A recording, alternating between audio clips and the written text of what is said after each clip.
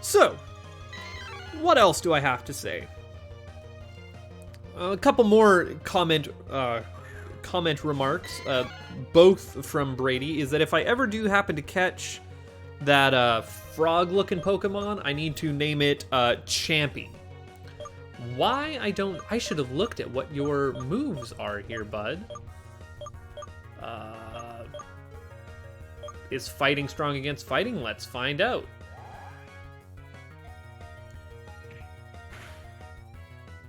I mean, that definitely does a bit of damage. And then the only other comment that I have from Brady is that, why do I curse with British slang, like saying bollocks, or knob end, or bell end, or stuff like that?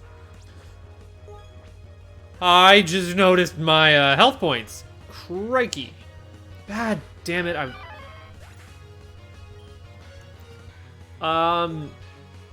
well, turns out Notmet's gonna be getting more of this experience, even though he 100% should not be. And the reason I do that is watched a lot of British programming when I was growing up, like Only Fools and Horses, and well, right now Only Fools and Horses coming to mind. Blackadder, Mr. Bean. I'm Canadian. We get British slang over here. What do you want? We get British TV over here. Fight me, you know? It's always a Pokemon in that square. Go Burby, and now... Oh, and another mirror match. And the reason... Oh no, actually I called it a shadow match last time, and Brady was correcting me and saying that it was a mirror match, and the reason that I said it was a shadow match is because I was probably thinking of shadow boxing.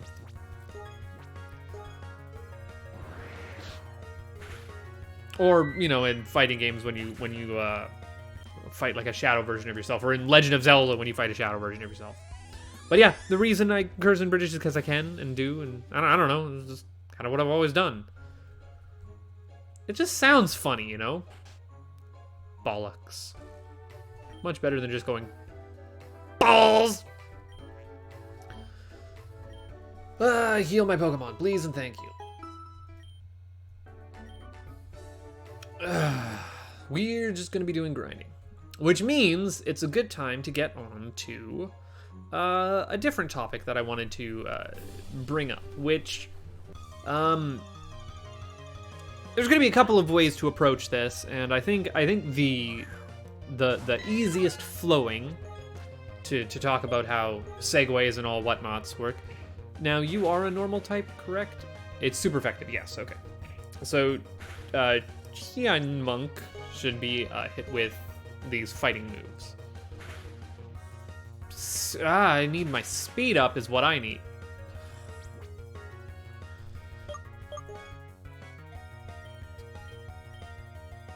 Switch in. Switch in. Yes, there we go. I was just going to be going back and forth to the Pokemon Center at this point. This sucks. Oh, no, not Pokemon. You should go directly into fighting.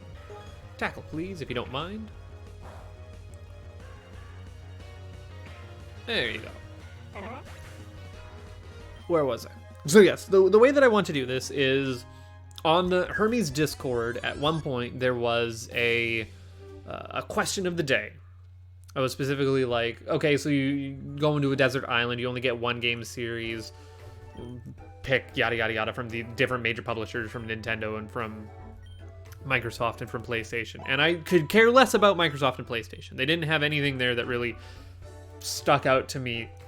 The closest thing that I could care about was the Uncharted series, which I actually have a deep love for. And I didn't realize I loved the Uncharted series so much until a couple years ago. I saw just a meme video of Uncharted stuff, and I was like, oh, that brings such joy to my squishy little heart. And I was like, wait, why? Why do I care so much about Uncharted? This doesn't make sense. But it turns out like I really grew to love that world and those characters and that story that was being told, and it made me feel all warm and squishy. Cubug needs to die. I am terribly sorry, Fuggums, but your cousin sucks ass and needs to die. So Lokit, not effective against this normal bug. Although it's not normal, is it? It would be super effective if it was normal. And I just have a couple of levels, but the hotly contested thing on this questionnaire was the Nintendo properties, and they had offerings from like Mario, Legend of Zelda, Fire Emblem, Pokemon, and I think there was one other. And I don't remember what that other one was, because nobody cares. Like, it didn't even have Kirby or Metroid or stuff like that on the list. And I believe that those are more deserving than Fire Emblem, which I don't think has that many games. I mean, it is a highly beloved series, but up until even, like, Smash Bros. Melee, no one here in the North America had even heard of what a Fire Emblem was. Like, there are a lot more iconic Nintendo series. But the digression is, the server almost across the board was choosing things quite predictably Pokemon, because that server is built up with a bunch of Pokemon fanatics. And yes, Pokemon is a great series, and I was like, yeah, it has a lot of games, but you're kind of... God damn it! God damn it! You're kind of missing the forest for the trees when it comes to picking Pokemon. Because, alright, I know that there's, like, Pokemon Pinball on the Game Boy original, I think. I think you could, if you put it in the Game Boy Color, it had, like, you could change the color to, like, yellow because it was a Pikachu thing, but... I did have that game when I was a kid. That was also a Pokemon game that I actually owned. I didn't own the original Red. No, I owned Pokemon Pinball. I'm a weirdo. Did that game have a Rumble Pack in it? Maybe I'm losing my mind. I don't have that anymore. Unfortunately, that is one of the few games that I got rid of in the great purge of trying to pare down my gaming collection until I realized, no, all of this stuff is collector's items and I need to keep it. But so there's Pokemon Pinball, there's a couple of Pokemon puzzle games like Match 3 or Swapping.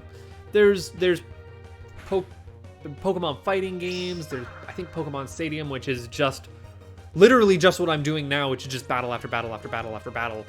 There's like a Pokemon Chow Garden before the Chow Garden was a thing. I'll have to check on that.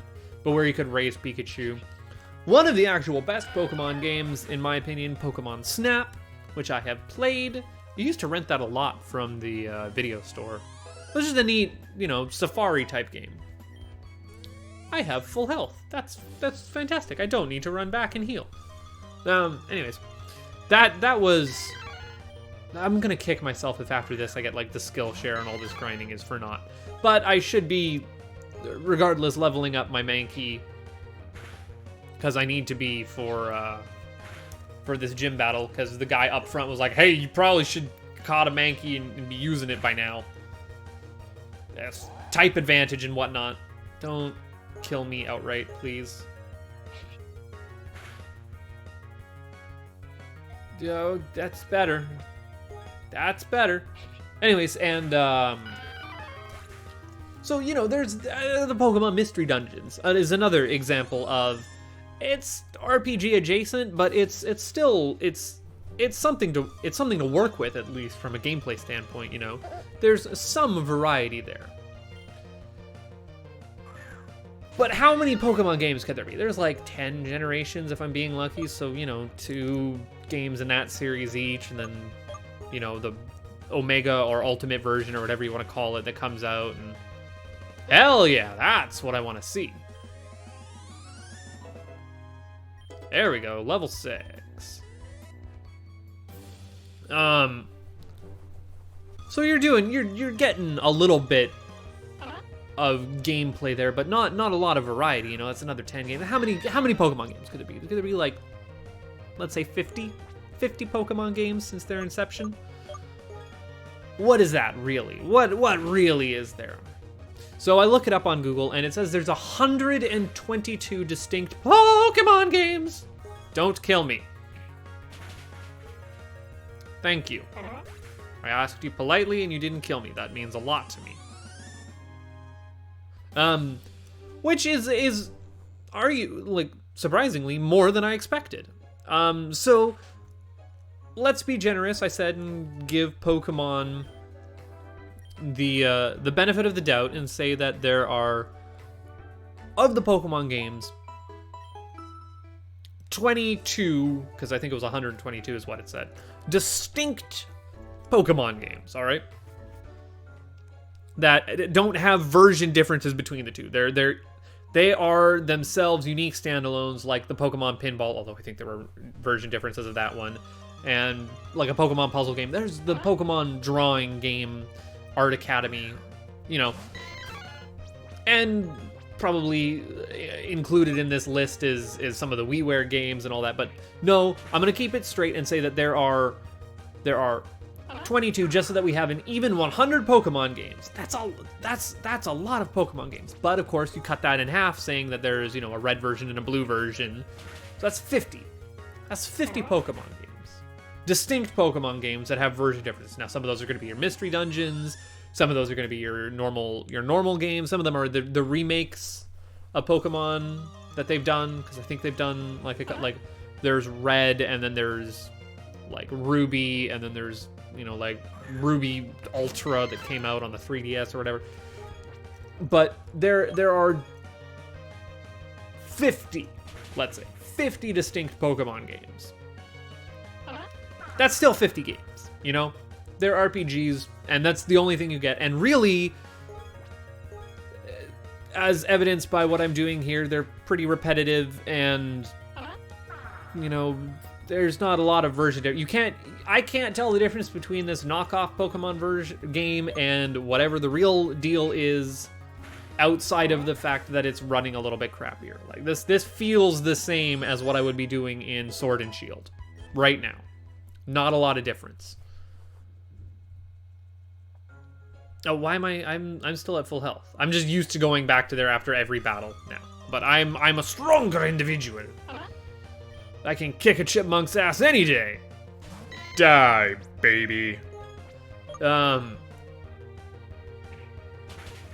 yeah, so let's say there's 50 Pokemon game plus the 22 distinct ones. That's 72. That's gonna keep your gaming interest for quite a while. And I mean, compare that to Legend of Zelda, which maybe has 22 titles all told. Like, there's not a lot of Zelda games. Now, mind you, all of those games are fantastic and different and wild and varied, and you're doing different things in all of them, and there's differences between the 3D ones and the 2D ones, and then you got Zelda 2, which is its own huge pile of worms there. It's completely different, and Majora's Mask being its own, like, unique high point of the series, in my opinion. Majora's Mask is better than Ocarina of Time, to think. If the microphone even picked that up, who knows.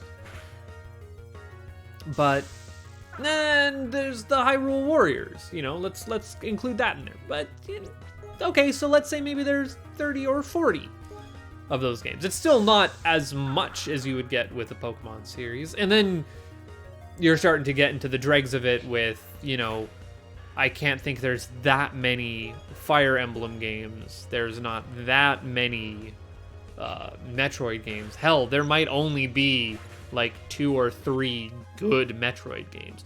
Kirby games, on the other hand, you're getting a lot of those. You're getting a lot of those and a lot of varied stuff. Kirby seems to be the melting pot where Nintendo just tries shit, you know?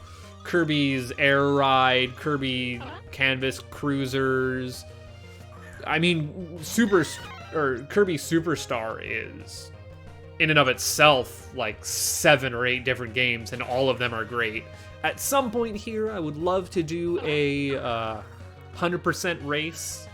If I can set up a Let's Racing time of the Great Cave Offensive. That sounds like a lot of fun.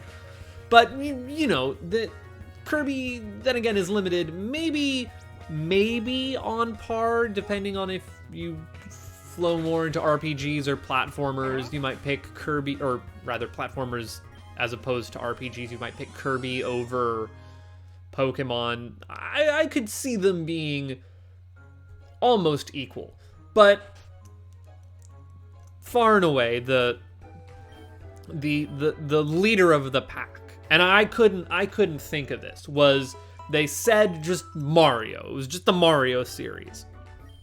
Where you draw that line there starts to get fuzzy. Do you include Yoshi's Island in the Mario series? Technically, it's a Mario game.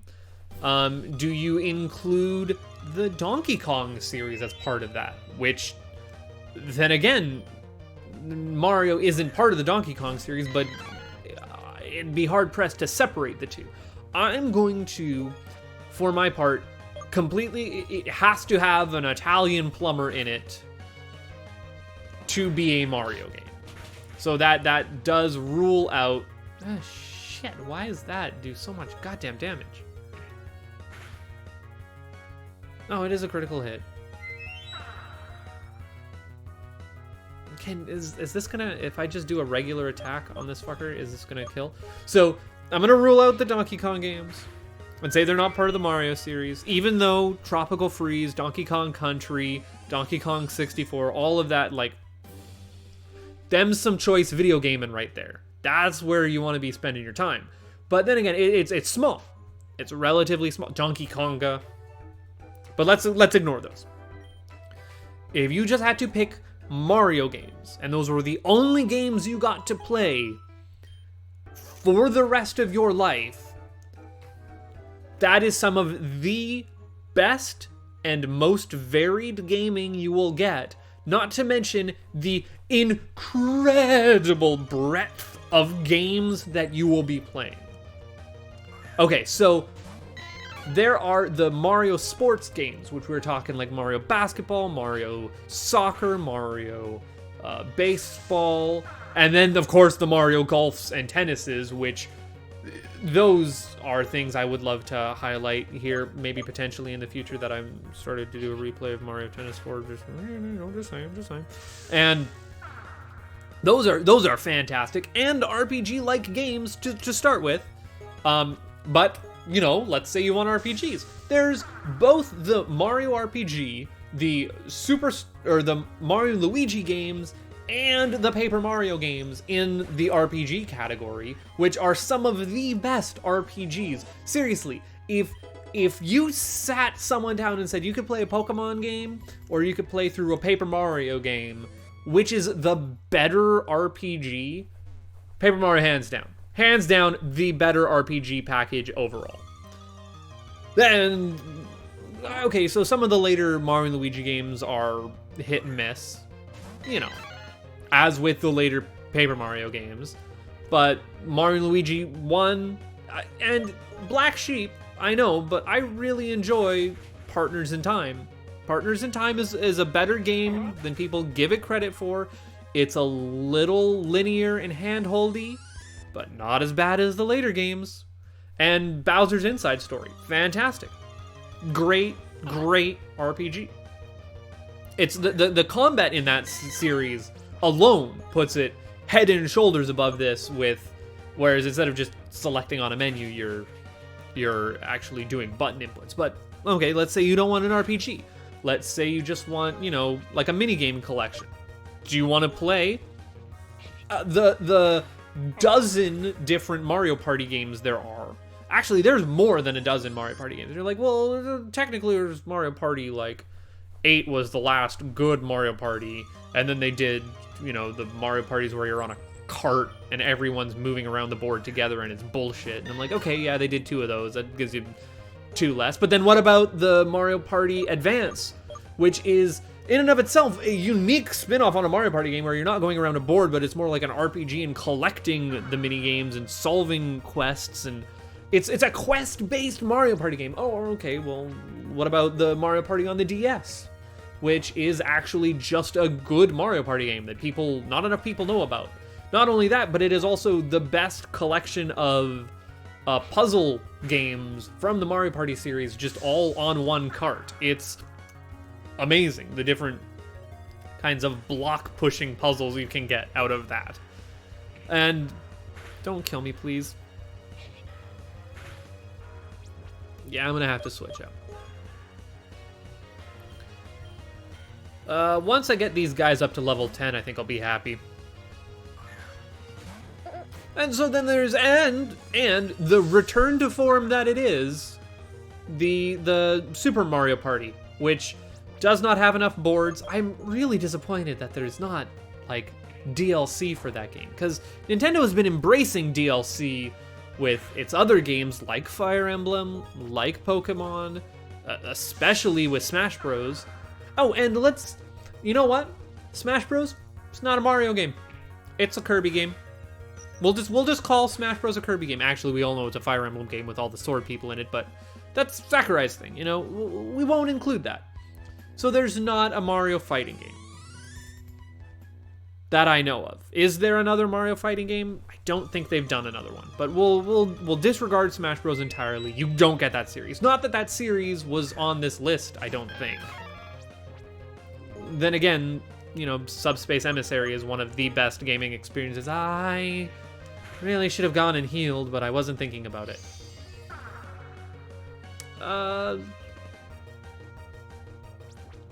Well, no, we'll just swap out. But then let's say that Mario Party is not the kind of minigames you want to be playing. Let's annex that. Then you get micro minigames. Yes, I am including Wario in the Mario series because he is a Mario brother. And anyone who does not include if you pointed to a Wario game and said that's not a Mario, you're a lying sack of shit. You can say that about the Donkey Kong, he's an ape, but a Wario, are you gonna tell me you don't want all of the micro minigame collection if you're on a desert island? Because that's some great gaming right there. Maybe not the GameCube one, you're on a desert island, you don't have a lot of people around, but you know, it's its own thing. It's its own thing. And then when we're talking Wario, you've got some of the cream of the crop Metroidvania right there in the Wario Land 3, which is a fantastic Metroidvania, maybe one of my favorites, easily in the top 3. Or Wario Land 4, which I will not be doing a Let's Play of because I've been asked politely to hold off on that. What other types of games does the Mario series have? There's Mario Paint. There are, is there a Mario Puzzler? There's a Mario Pinball game. I have that on the Game Boy. Is there a Mario Puzzler? Now I'm scratching my head. Is there a Mario-based puzzle game? Of course there is. Dr. Mario.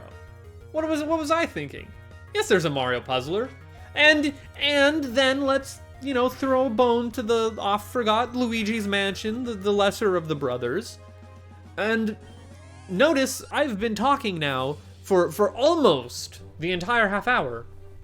Okay, well, maybe not almost the entire half hour. I was going off on tangents to start with to work my way up to this topic, but we haven't even covered the core Mario games, the platformers, both 2D and 3D, the best 2D platformers of 2D platformers.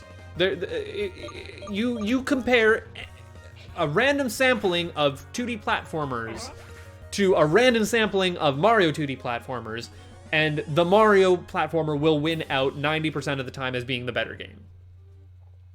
Guaranteed. Guaranteed. Better game every time.